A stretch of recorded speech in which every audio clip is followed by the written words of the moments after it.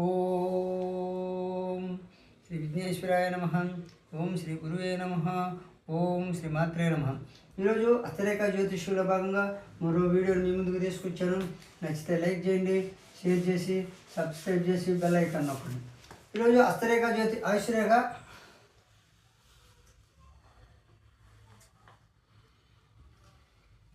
భాగంగా జీవిత రేఖ బలం లేకుండా, జీవిత రేఖ అనేటువంటిది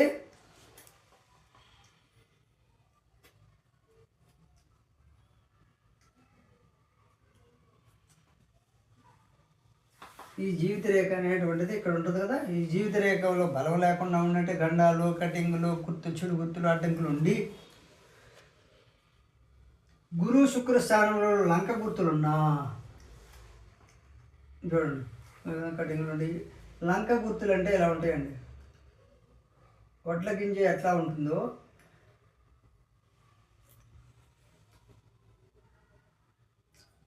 చూడండి. వడ్ల గింజ శుక్రస్థానంలో వడ్ల గింజ, ఈ ఆయుష్రేఖ బలంగా లేకుండా ఉంటాయి. శుక్రస్థానంలో వడ్ల గింజ, గురుస్థానంలో ఇక్కడ గురుస్థానం చూడండి. ఈ గురుస్థానంలో ఒక వడ్ల గింజ, శుక్రస్థానంలో వడ్ల గింజ, ఈ ఆయుష్రేఖలో గండాలు, ఆయుష్రేఖ స్పష్టంగా లేకపోవడం వల్ల అంటే కనిపించనట్టు ఉండిన ఎడల గ్రహణ శక్తితో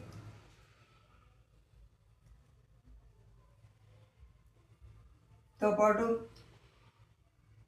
అదేవిధంగా చతురంగపాలి అంటే ఇద్దామండి. ఇందాక చెప్పాను కదా, శుక్రస్థానంలో గురుస్థానంలో అంటే కలవదు, ఆయుష్రేఖను కలవడం.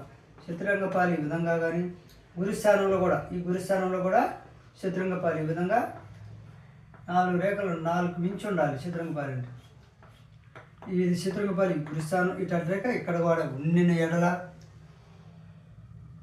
సంతానహీనుడు. చూడండి, ఈ చతురంగపాలి గురుస్థానంలోగా శుక్రస్థానంలో ఉండి ఈ లంక గుర్తులు ఉంటే సంతానహీనుడు, పుత్ర సంతానం ఉండదు. అదేవిధంగా స్త్రీ పురుష లక్షణాలు, పురుషుడైతే పురుష లక్షణాలు ఉండవు, స్త్రీ అయితే స్త్రీ లక్షణాలు ఉండవు. అదేవిధంగా ఆయుర్బలము, కుటుంబ వృద్ధి ఉండదు. ఆయుర్బలం అనేటువంటిది స్త్రీకి అయితే ఎవరికైతే స్త్రీకి ఉంటే స్త్రీకి కుటుంబ వృద్ధి ఉండదు, పురుషుడికి ఉంటే పురుషుడికి కుటుంబ వృద్ధి ఉండదు. ఆ స్త్రీ వల్ల కుటుంబానికి ఉపయోగం ఉండదు, సంతానం అభివృద్ధి ఉండదు, కుటుంబ వృద్ధి ఉండదు. పురుషుల్లో ఉంటే పురుషుడి వల్ల కుటుంబ వృద్ధి ఉండదు.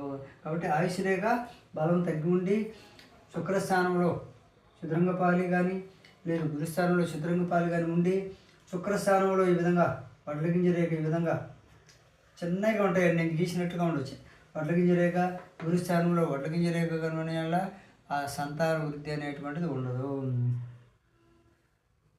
కుటుంబ వృద్ధి ఉండదు. అదేవిధంగా ఆయుర్బలం తగ్గుతుంది, ఆయుర్బలం కూడా తగ్గిపోతుంది. అదేవిధంగా ఆయుష్రేఖ శిరోరేఖ కలవకుండా కొద్ది సమీపంగా ఉన్న ఎడల ఈ ఆయుష్రేఖ ఈ బుద్ధిరేఖ అనేటువంటిది చాలామంది కలవదండి. ఈ ఆయుష్రేఖ బుద్ధిరేఖ చూడండి, ఈ రెండు కలవాల. చూడండి, ఆయుష్రేఖ మామూలుగా ఆయుష్రేఖ అంటుండి ఇట్టుండాలండి. అట్లా కాకుండా ఆయుష్రేఖ దీని పాటుకు ఉండాలి, ఇదే విధంగా గ్యాప్. ఆయుష్రేఖ బుద్ధిరేఖ అనేటువంటిది కలవకుండా విడిగా బయలుదేరిన ఎడల కొద్ది సమయంగా ఉండలేదు. కలవకుండా అంటే కొద్ది గ్యాప్లో ఉండాలి. ఎక్కువ గ్యాప్ ఉంటే ఎక్కువ ఫలితం చెప్పుకోవాలి. ఈ చూడు, ఆయుష్రేఖ రెండు కలవలేదు, గ్యాప్ తక్కువలో ఉంటుంది. ఎక్కువ గ్యాప్ తక్కువ దూరంలో కలవాలి, అలా ఉంటుంది. ఆయుష్రేఖ పట్టుకు ఆయుష్రేఖ బయలుదేరింది, బుద్ధిరేఖ పట్టుకు బుద్ధిరేఖ బయలుదేరింది. రెండు కలవలేదు చూడండి, రెండు కలవకుండా దగ్గరగా ఉంటుంది, కొంచెం దగ్గరగా ఉంటుంది. ఆయుష్రేఖ బుద్ధిరేఖ కలవకుండా కొద్ది దూరంలో బయలుదేరిన ఎడల, దూరం తగ్గి బయలుదేరిన ఎడల, సమీపంగా ఉన్న ఎడల వారికి గుణ గ్రహణ శక్తి, చురుకుదనము, కార్యములలో ముందంజ, సాహసంతో ప్రవర్తించుట, సాహస సాహసంతో ప్రవర్తించే వారికి, ప్రతి పనిలో సకాలంలో పూర్తి చేసేవారుగా, ప్రతి పని సకాలంలో పూర్తి చేసేవారుగా, ఎలాంటి వారితోనైనా నిర్భయంగా బుద్ధిని ఉపయోగించి మాట్లాడేవారుగా, ఎలాంటి ఈ 2 గ్యాప్ ఉండాలి. కొద్ది గ్యాప్ ఉండాలండి. ఎక్కువ గ్యాప్ ఉంటే మళ్ళీ ఇబ్బంది. కొద్ది గ్యాప్లో ఒకటి కలవకుండా బయలుదేరితే నేను చెప్పే విషయాలు. ప్రతి పనిని సకాలంలో వృత్తి, ఎలాంటి వారికైతోనైనా నిర్భయంగా బుద్ధిని ఉపయోగించి మాట్లాడుట.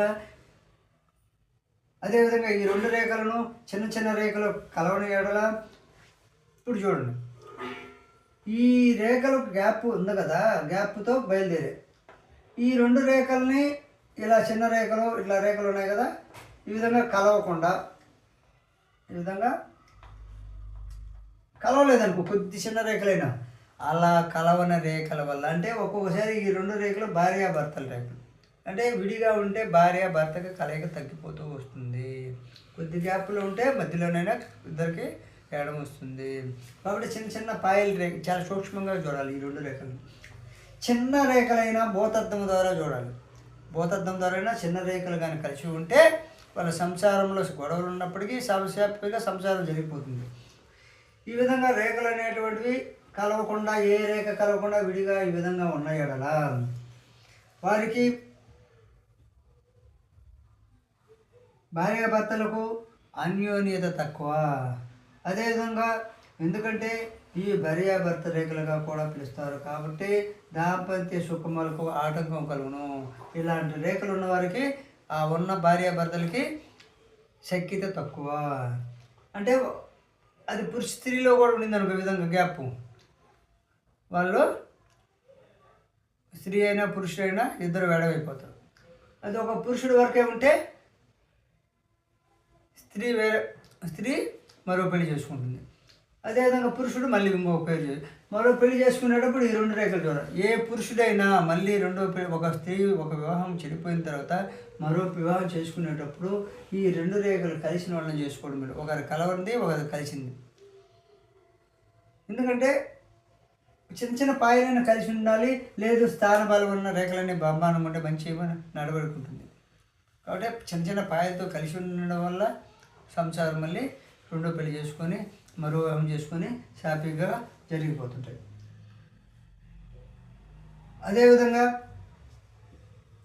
అన్యోన్యత తక్కువ, భార్యాభర్తలకు శక్యత ఉండదు. ఈ 2 రేఖలను భార్యాభర్తల వివాహ రేఖ అనేది ఎక్కడ ఉంటుందని చూడండి, బుధ స్థానంలో ఉంటుంది. ఇట ఎన్ని రేఖలు ఉంటే అంతమంది స్త్రీలు తన జీవితంలో ఉంటారు. ఇక్కడ ఎన్ని రేఖలు, ఈ అడ్డంకులు వచ్చేస్తే చూడండి, తక్కువ కాలంలోనే ఆ స్త్రీ పురుషుడికి దూరం అయిందంట. ఏ విధంగా దూరం అయిందనేది 2 రేఖలు చూడండి. ఈ విధంగా అడ్డంక రేఖలు వస్తాయి. లేదు ఈ విధంగా వంగి ఉంటే చెప్పాను అనారోగ్యం. ఈ రేఖ యొక్క నడవడికని బట్టి, ఆ యొక్క ప్రయాణాన్ని బట్టి చెప్పుకోవాలి. సరే, కాబట్టి మామూలుగా అడ్డు రేఖలు ఉంటే రకరకాల కారణాలు చెప్పుకోవచ్చు. అదేవిధంగా భార్యాభర్తల రేఖలు కలవకుని ఎడల ఏ రోజుకైనా ఆ భార్యాభర్తలకి శక్యత కుదరదు. అదేవిధంగా సంసార జీవితం కూడా దూరం అయిపోతుంది, దాంపత్య సుఖం ఉండదు. అందువల్ల మీడియేటర్లు ఉంటారు, కొంతమంది పెద్దవాళ్ళు ఉంటారు కదా, అటువంటి వాళ్ళ మీడియేటర్ల ద్వారా కొన్ని సంసారాలు జరిగిపోతుంటాయి. అదేవిధంగా ఆయుష్ రేఖ, బుద్ధి రేఖలు ఒకదానికోటి భాగంగా దూరంగా, ఇప్పుడు ఇందాక కొద్దిగా దూరం ఉన్నా, ఇప్పుడు బాగా దూరం అయిపోయినాయి అనుకో. ఆయుష్ రేఖ చూడండి, గ్యాప్, ఈ ఆయుష్ రేఖ బుద్ధి రేఖ దూరం గ్యాప్ ఎక్కువలో ప్రారంభమైన ఎడలా, ఎక్కువ దూరంలో ప్రారంభమైన ఎడలా అతి నిర్లక్ష్యత, జీవితంలో నిర్లక్ష్యం ఎక్కువ, క్రోధం కోపం ఎక్కువ, అదేవిధంగా తొందరపాటు ఎక్కువ. అదేవిధంగా తొందరపాటు వల్ల గృహ జీవితంలో విరోధాలు తెచ్చుకుందరు. అదేవిధంగా వియోగం ఎక్కువ, భార్యాభర్తలకి ఈ గ్యాప్లు ఎక్కువ ఉంటే వియోగం ఎక్కువ. ఈ రేఖ మళ్ళీ కొంతమందికి మళ్ళీ ఈ బుద్ధి చూడండి, ఈ రేఖ ఇక్కడ కాకుండా ఇట్లా కూడా వస్తుందండి. చూడండి, ఇలా 5 రేఖలు పడుతుంది. అంటే కొంతకాలం నష్టపోయిన తర్వాత ఈ హృదయ రేఖతో కలుగుతుంది. హృదయం అనేటువంటిది మన మనసు పశ్చాత్తాపడి ఈ రేఖ హృదయ రేఖతో వచ్చేస్తుందండి. అప్పుడు ప్రేమ భావాలు వస్తాయి. అప్పుడు స్త్రీ విలువ తెలుస్తుంది. సంసారం దూరమైన తర్వాత ఈ బుద్ధి రేఖ నుండి ఒక పాయి దీనికి పోయి కదిలిచిన, లేక హృదయ అంటే బుద్ధి రేఖ నుండి ఒక పాయి దీనికి హృదయ రేఖ కలిసిన, ఇది ప్రేమ రేఖ అండి. హృదయ రేఖ అనేది ప్రేమతో సంబంధం. లేదు ఈ రేఖ లేకుండా ఈ హృదయ రేఖ నుంచి మళ్ళీ బుద్ధి రేఖ ప్రయోగిస్తే అప్పుడు ప్రేమ చిగురిస్తుంది, వివాహాలు జరిగే సూచనలు ఉంటాయి. కాబట్టి ఈ యొక్క గ్యాప్ ఎక్కువగా ఉన్న వల్ల ప్రతి పనిని సగంలో పూర్తి చేయలేరు. అదేవిధంగా అతి నిర్లక్ష్యత, క్రోధమిచ్చుట, తొందరపాటు ఎక్కువ, గృహ జీవితంలో విరోధాలు ఎక్కువ, వియోగం ఎక్కువ, కలతర నష్టము, భార్య నష్టము, భర్త కానీ భార్యకి కానీ ఇద్దరిలో ఎవరికొక నష్టము, జీవితం వ్యర్థంగా ఉండను. జీవితం అనేది వ్యర్థంగా ఉంటుంది. కాబట్టి ఈ విధంగా రేఖ అనేది ఎవరికైతే మళ్ళీ హృదయ రేఖ నుంచి బయలుదేరితే ప్రేమ చిగురించి మళ్ళీ వివాహం చేసుకోవడానికి దారులు దగ్గర పడతాయి. కాబట్టి ఈ వీడియో నచ్చితే లైక్ చేయండి, షేర్ చేయండి, సబ్స్క్రైబ్ చేయండి.